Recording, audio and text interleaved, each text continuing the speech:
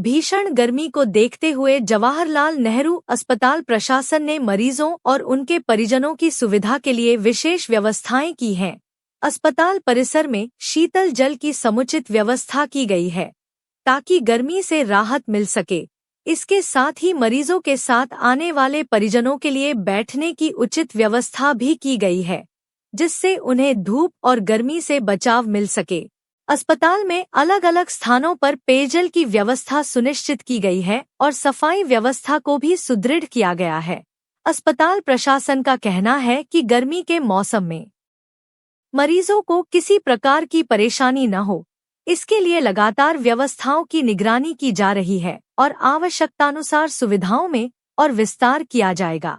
अभी वर्तमान में जवाहरलाल नेहरू चिकित्सालय के अंदर जो यहाँ पर अस्पताल में रोजाना 5 से 10 हज़ार मरीज यहाँ पर लोग बाग रहते हैं। यहाँ पर तो करीब 1500 बेड का अस्पताल है, इतने रहते हैं। तो यहाँ पर मरीजों के गर्मी में कोई असुविधा ना हो, उसके लिए हमने पूरे सब जगह पूरे वार्डों के अंदर वहाँ पर एसी और कूलर चालू कराए, जिससे कि मरीजों को थोड़ा सा टेम्परेचर मेंटेन रहे।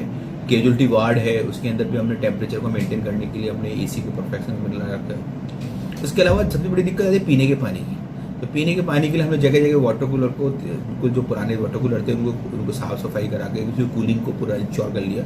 जगह जगह वाटर कूलर लग रहे हैं और जो कई जगह हमें हमारे साथ आगे आए वाटर कूलर देने को, उनको भी हमने लगा रहे हैं और अब और भी आए उनको भी हम लगा रहे हैं। एट प्रेजेंट 25 वाटर कूलर हमारे पास वर्किंग स्टेज में है पूरे हॉस्पिटल के अंदर, जिससे मरीज को हर जगह हर दिशा के अंदर उसको जहाँ भी जाएगा वहाँ पर वाटर कूलर मिल जाएगा, जिससे वो ठंडा पानी ले सके इसके अंदर से। रही बात हीट वेव से अगर मरीज अभी कोई इससे पीड़ित मरीज आना नहीं शुरू हुए, लेकिन हमने पूरी तैयारी कर रखी है यहाँ पर।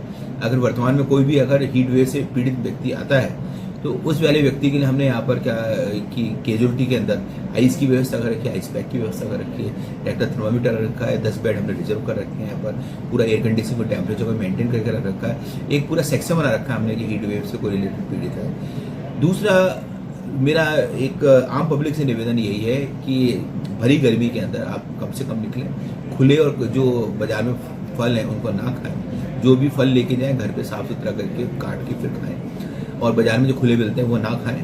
दूसरा क्या है, आवश्यकता हो तभी निकलें और भरी धूप में ना निकलें, और अगर कभी निकलना भी है तो सिर को ढक के निकलें और पानी का भरपूर सेवन करें।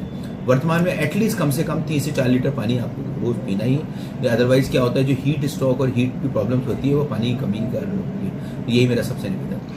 बैठने की व्यवस्था को लेकर नेट की व्यवस्था करिए। तो अब इसके अंदर में क्या है कि अस्पताल में मरीजों के लिए तो व्यवस्था है, लेकिन मरीजों को परिजनों के लिए हमारे पास में इस समय कोई विश्राम स्थली नहीं है। तो इसके लिए हमने यहाँ पर कैजुअलिटी के सामने जो हमने यहाँ पर बेंचेस लगा दी हैं, पूरे अस्पताल में कम 100 बेंचेस इस तरह की लगी हुई हैं, सीमेंटेड बेंचेस बाहर लगी हैं जगह जगह हर कोने में। दूसरा क्या है, अभी जो सामने कैजुअलिटी का जो गार्डन है इसको भी हम कवर करने का निगम से निवेदन किया है, इसको गार्डन को कवर कर दें। और दूसरा क्या है कि हमारे अभी पीडियाट्रिक की ये पार्किंग की 2nd फ्लोर है, तो 2nd फ्लोर में भी हम इंतजाम कर रहे हैं कि मरीज के वहाँ परिजन दिन में रुक जाए, वहाँ व्यवस्था भी जारी है।